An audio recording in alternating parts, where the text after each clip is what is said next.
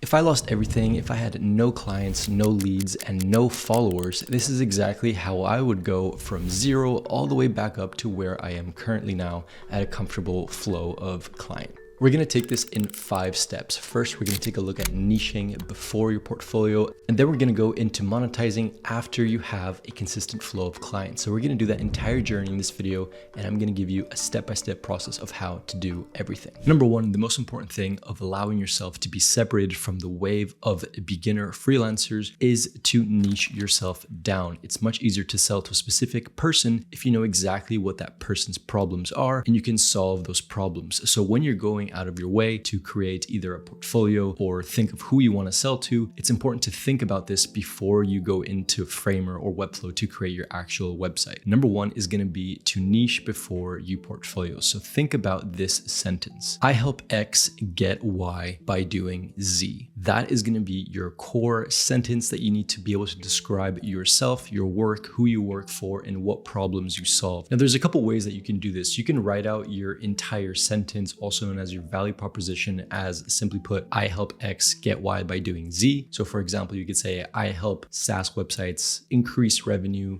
by targeting their sales, or whatever you want to call it. Or you can go a little bit more wordy, just like this example, Lou.studio. Now we're going to cover this designer later on in the video as well, so stay tuned for that. But Lou Studio is a great example of how to market yourself in many different ways. We're going to talk about them later on. So here they explain exactly what they do and what kind of sets them apart. So these guys are one of the best designers that I've seen. Our work encompasses brand and identity, websites and user interfaces, motion and experience, strategy and positioning, all anchored by powerful storytelling. So they're saying that storytelling is their main differentiator. They're saying that we think that last one is most important, and I agree. By blending unbridled creative flair with meticulous technical rigor, we craft user journeys that captivate and resonate. Okay, this is a bit fluffy, but you kind of get the idea that they're trying to say that storytelling is the way that they encompass branding, web design, identity, all of that for their clients. And by showing their customers here, we see that their work is actually fantastic, and we can take a look at their site and everything. I've covered these guys a ton of times before, but anyways, I'm gonna leave a link to them in the description so you guys can fully check them out and give them the credit they deserve. Lou.studio is the one to look at. Number 2 is I would learn a tool like Framer. Framer is gonna be one of the best tools that you can learn as a designer or a freelancer if you're doing web design, because it kind of combines design and development both in one platform. You don't have to do design in Figma and then go into something like WordPress or Webflow, which you could, but Framer is a good option for those just starting out. You can skip out having to learn multiple different platforms. It's very fast. In this case, we see I have an example here where I use my own components to create this website super fast, and I'll leave a link to that down below if you guys want to check it out. But this platform allows you to have full control of your designs just as you would if you're fully developing something, but it kind of is targeted towards designers and beginners all the way up to crazy professionals adding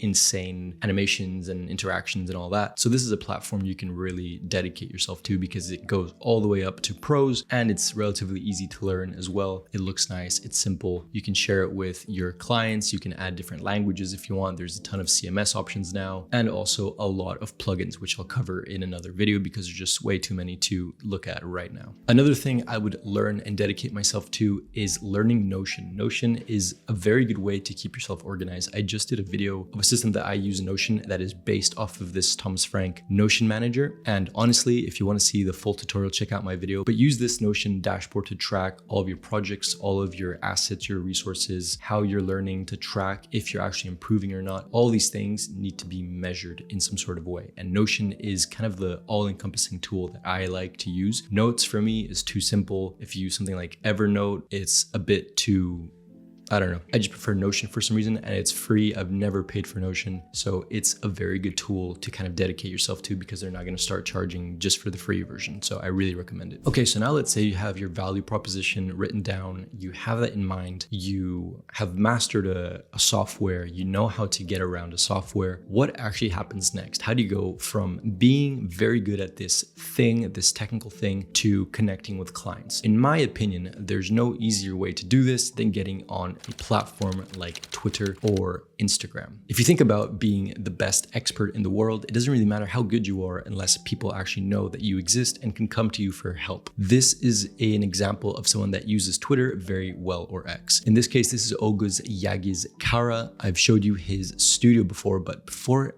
launching a studio, he was just a freelancer doing some incredible work. Now, in my opinion, as a designer, this is all you really need to do in order to get work. And I'll show you another example after this one, but this is all you need to do. Number one is going to be do designs on Figma or Framer that you're proud of. And number two, share them. That's literally it. That's all you need to do. And by doing that and connecting with other designers and sharing their work and being active on Twitter, you are able to get to a massive audience very quickly. Now, I'm not saying that it's easy in any way, and it's going to take a long time to actually get a decent following and connect with lots of clients and all of that. But I've spoken to someone that is running a massive agency that gets over $100,000 a month on clients just by using Twitter as their main revenue source. So in this case, we see this example here where all he's doing, he's not even adding any caption, but he's just showcasing some designs that he's done. So I really respect this guy's designs. They are very well polished. Every time he posts something, I mean, look at that. It's absolutely insane. So he blends a lot of After Effects with design. I just love his work every time. Another example I want to show you of an agency that actually uses Twitter all the time is UI UX Adrian. Now, you may already know him because he has a massive Instagram presence, but this is basically the same exact thing. It's the same play. He also shares his own work, which we'll talk about later on, but this is basically all he does is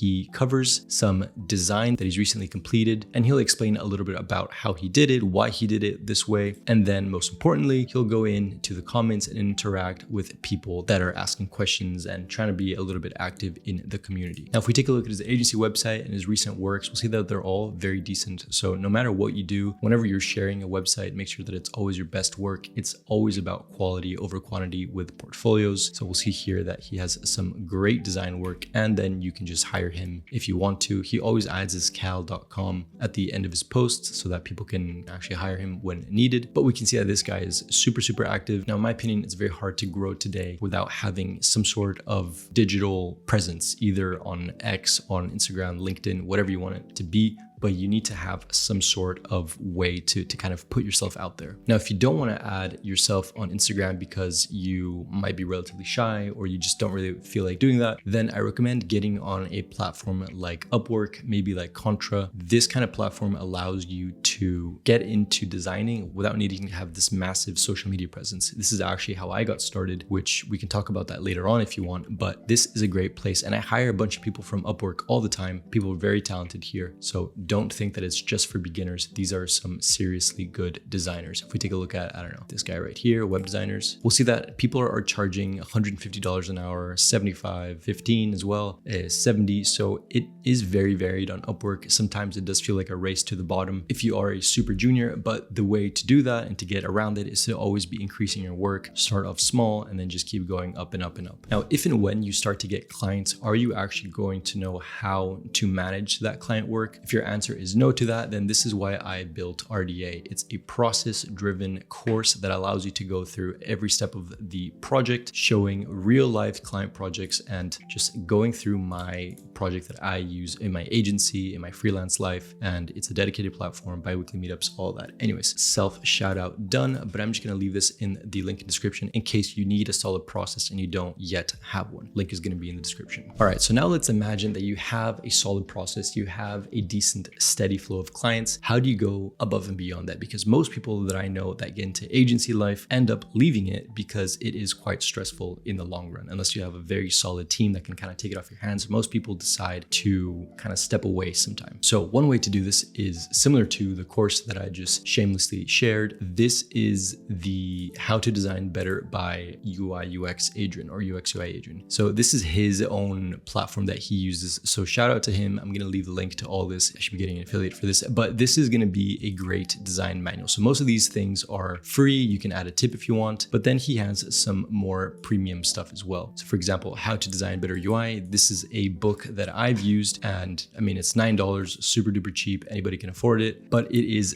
filled with great design tips and tricks and how to design and the box model. So it is some decently advanced stuff. So in this case, if he already has a group of designers that follows him, he uses that to promote his own stuff. UI Adrian, he has an agency, of course. So this is something that is a good idea if you want to go above and beyond just having clients. Now, another way to secure yourself after having clients is to use retainers. Retainers allow you to be a lot more relaxed, you know, when money's coming in, when it's not. So you can kind of understand if you're going to need to take on an extra project or not that month. So retainers is a great way to kind of stabilize that income. So let's recap. 5-step process if you're getting started freelancing in 2025. Number 1, niching down your portfolio. So understanding who you're actually going to sell to. You're not just a designer, you're a problem solver. Number 2, learning Framer or other modern tools like Notion, maybe Tilebit, Reloom, that kind of thing. Then having a decent content flywheel. So you're always sharing your designs, you're always putting yourself out there. That's super, super important so that you can actually visualize your work and it's not just staying with yourself. Number 4, starting off with 0 clients, go on Upwork, or again, post often, always be talking to people, always be sharing your work online, LinkedIn as well. Number 5 is going to be monetizing beyond clients. So sharing your resources, templates, tricks, things like that, selling to businesses, having templates for that as well. So if you enjoyed this video and you think I'm missing anything, please leave a comment down below. If you think this is missing anything critical, then of course I'd like to know. Thank you guys so much for watching, and I'll see you guys on the next one.